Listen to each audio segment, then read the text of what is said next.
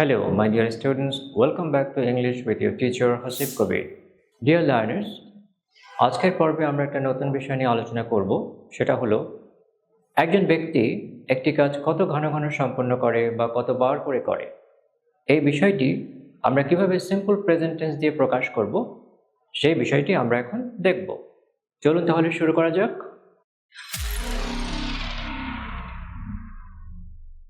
একজন ব্যক্তি একটি কাজ কত ঘন ঘন করে বা কতবার করে করে এই বিষয়টিকে ইংরেজিতে বলা হয় ফ্রিকোয়েন্সি।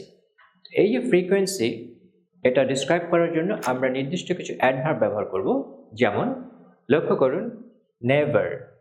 নেভার মানে কখনো না। রেয়ারলি, রেয়ারলি অর্থ কদাচিৎ। অকেশনালি, এটার অর্থ মাঝে মাঝে। সামটাইমস অর্থ কখনো কখনো। অফেন অর্থ হচ্ছে প্রায়।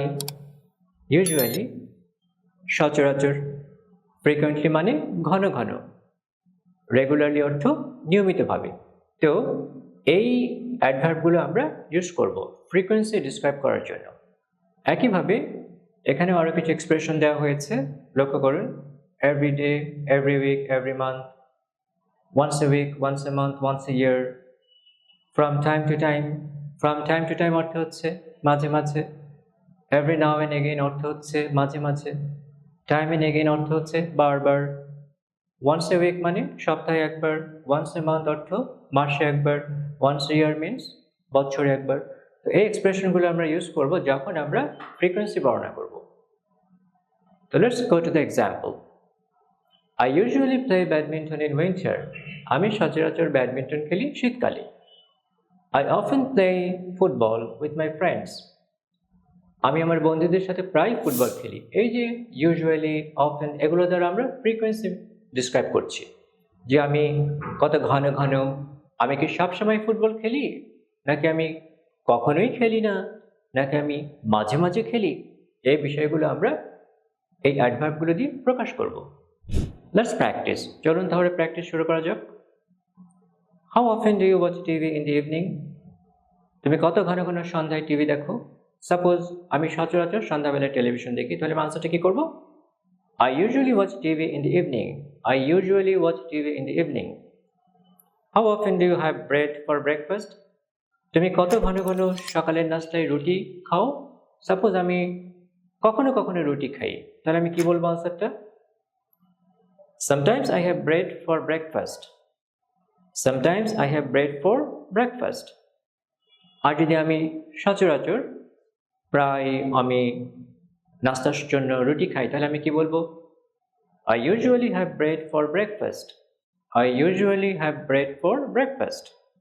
How often do you go to the park in the rain?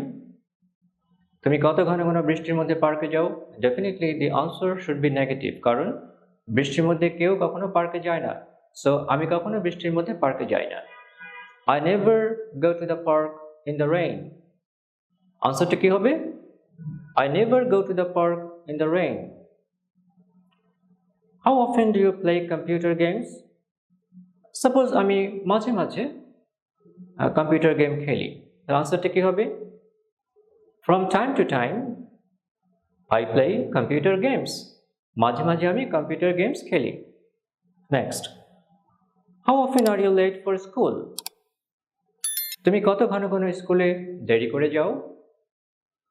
Suppose আমি কখনো স্কুলে দেরি করে যাই না, তাহলে আনসারটা কি হবে? I'm never late for school. How often do you go to the cinema? তুমি কত ঘন ঘন সিনেমা হলে যাও? সাপোজ আমি সিনেমা হলে খুব কম যাই, তাহলে আনসারটা কি হবে? I seldom go to the cinema অথবা I rarely go to the cinema. How often do you have lunch together?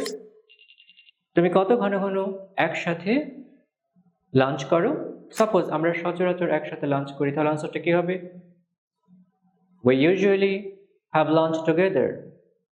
We usually have lunch together. How often do you talk to the strangers? তুমি stranger অর্থাৎ অপরিচিত ব্যক্তিদের সাথে কত ঘন ঘন কথা বলো? সাপোজ আমি খুব কম কথা বলি অপরিচিত ব্যক্তিদের সঙ্গে, তাহলে আনসারটা কি হবে? I seldom talk to the strangers. How often does your brother go swimming? Suppose আমার ভাই মাঝে মাঝে সাঁতার কাটতে যায়। তো আনসারটা কি হবে? My brother goes swimming occasionally. My brother goes swimming occasionally. How often do you use the computer? তুমি কত ঘন ঘন কম্পিউটার ব্যবহার করো? সাপোজ আপনি প্রতি সন্ধ্যায় কম্পিউটার ইউজ করেন, তাহলে আনসারটা কি হবে? I use the computer every evening. How often does your sister play football? তোমার বোন কত ঘন ঘন ফুটবল খেলে? সাপোজ আমার বোন খুব কম ফুটবল খেলে, আদৌ খেলে না, কদাচিৎ খেলে, খুব কম খেলে, তাহলে আনসারটা কি হবে? My sister rarely plays football. My sister rarely plays football. How often is your brother late for school? তোমার ভাই কত ঘন ঘন স্কুলে দেরি করে? সাপোজ আমার ভাই কখনো কখনো স্কুলে দেরি করে, তোমার আনসারটা কি হবে? My brother is sometimes late for school. My brother is sometimes late for school. How often do you go to the park? তুমি কত ঘন ঘন পার্কে যাও, বা তোমরা কত ঘন ঘন পার্কে যাও? সাপোজ আমরা সচরাচর রোববার পার্কে যাই, আনসারটা কি হবে ইংরেজিতে? We usually go to the park on Sundays. We usually go to the park on Sundays. How often does he eat breakfast at 7 a.m.? সে কত ঘন ঘন সকাল 7টায় নাস্তা করে? সাপোজ সে সচরাচর ইউজুয়ালি সে সকাল 7টায় নাস্তা করে, তো আনসারটা কি হবে? He usually eat breakfast at 7 a.m. He usually eats breakfast at 7 a.m. Okay, next. How often do you visit your parents? তুমি কত ঘন ঘন তোমার বাবা মাকে ভিজিট করো, তাদেরকে দেখতে যাও? সাপোজ আমি প্রতি সপ্তাহে তাদেরকে একবার করে দেখতে যাই, তাহলে আনসারটা কি হবে? I visit my parents once a week. আমরা এখানে পড়েছি once a week, once a month, once a year, সপ্তাহে একবার, মাসে একবার, once a year, বছরে একবার।